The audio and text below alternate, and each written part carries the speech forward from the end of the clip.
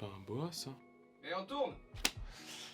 Bonjour à tous et bienvenue dans cette nouvelle revue d'actualité. Au programme aujourd'hui, le crachat de Marcus Thuram, les insultes antisémites qu'a reçu la Miss Provence ou la mort des 3 gendarmes dans le Puy-de-Dôme. Mais avant tout, je tenais à vous remercier, vous êtes de plus en plus nombreux sur la chaîne, ça nous fait super plaisir. Et je tenais aussi à remercier notre équipe, parce qu'il faut savoir que derrière VA+, il y a très peu de personnes, on n'est que 4 à bosser à plein temps sur le projet. Vous nous le rendez super bien et pour ça, merci à vous. La première actualité de la semaine, c'est le geste scandaleux de l'attaquant Marcus Thuram en plein match entre le Borussia Mönchengladbach et Hoffenheim. D'ailleurs, Lilian Thuram, sans rire, c'est-à-dire que le mec était sérieux, a dit que c'était de la salive qui était partie involontairement de sa bouche. Encore une fois, le fléau des cracheurs compulsifs. En gros, le fils de l'ancien défenseur Lilian Thuram a délibérément craché au visage du défenseur Stefan Posch après que ce dernier ait intercepté le ballon. Au-delà des gestes barrières qui ont délibérément été enfreints à ce moment-là, ce qui a le plus choqué les internautes, c'est que l'auteur des méfaits soit le fils d'un des plus grands donneurs de défenseurs de l'équipe de France. Son club, le Borussia Mönchengladbach, lui a infligé une amende de 150 000 €, soit 1 mois de salaire et une suspension de 6 matchs décidée par la commission discipline du club. La deuxième actualité, c'est les insultes antisémites infligées sur les réseaux sociaux à Miss Provence et première dauphine April Benayoun, qui a eu le malheur d'évoquer ses origines israéliennes. Des tweets qui proviennent évidemment de l'extrême droite, ce qui nous montre encore une fois le danger virtuel de l'ultra T3 méga giga droite.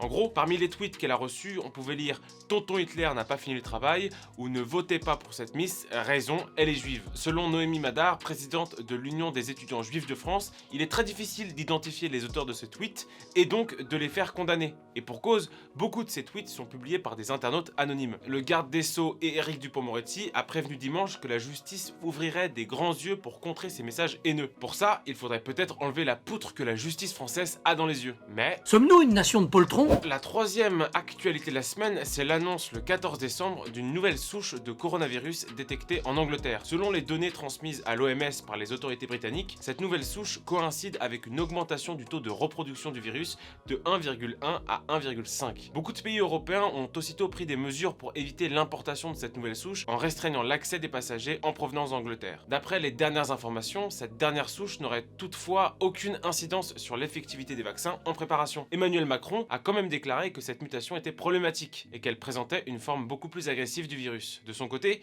le Premier ministre britannique Boris Johnson s'est exprimé et a affirmé que cette nouvelle souche était 70% plus transmissible que la précédente, mais pas forcément plus grave pour autant. La quatrième actualité de la semaine, c'est la mort de l'acteur Claude Brasseur, à 84 ans. Le comédien avait joué dans une centaine de films, dont les plus populaires Camping et La Boum. Elisabeth Tanner, à la tête de l'agence Time Art, a déclaré que l'acteur était mort dans la paix et la sérénité, entouré des siens. Le monde du cinéma et du théâtre lui ont rendu hommage, notamment l'acteur Franck Dubosc sur son compte Instagram. Son fils, Alexandre Brasseur, n'a pas encore réagi, il a même désactivé les réseaux sociaux en cette période de deuil. Claude Brasseur devrait être inhumé au cimetière du Père-Lachaise à Paris. Et enfin, dernière actualité de la semaine, dans la nuit de mardi à mercredi, dans un hameau isolé près de Saint-Just dans le Puy-de-Dôme, 3 gendarmes ont été tués et 1 grièvement blessé par un forcené. Les militaires ont été abattus par un homme de 48 ans qui frappait sa femme et était connu des forces de l'ordre pour des problèmes de garde d'enfants. Après les échanges de coups de feu, un important dispositif a été mis en place avec des renforts mobiles venus prêter main forte, notamment le GIGN. Des sources ont affirmé au journal Le Monde que le forcené s'était suicidé dans sa voiture peu après les faits. On a vu bien sûr défiler le cortège habituel des policiers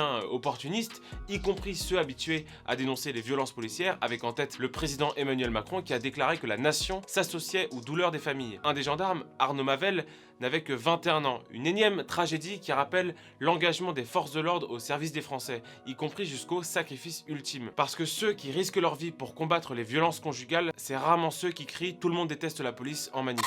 Merci à tous d'avoir suivi cette dernière revue d'actualité de l'année 2020. Merci de nous soutenir et moi je vous dis à l'année prochaine.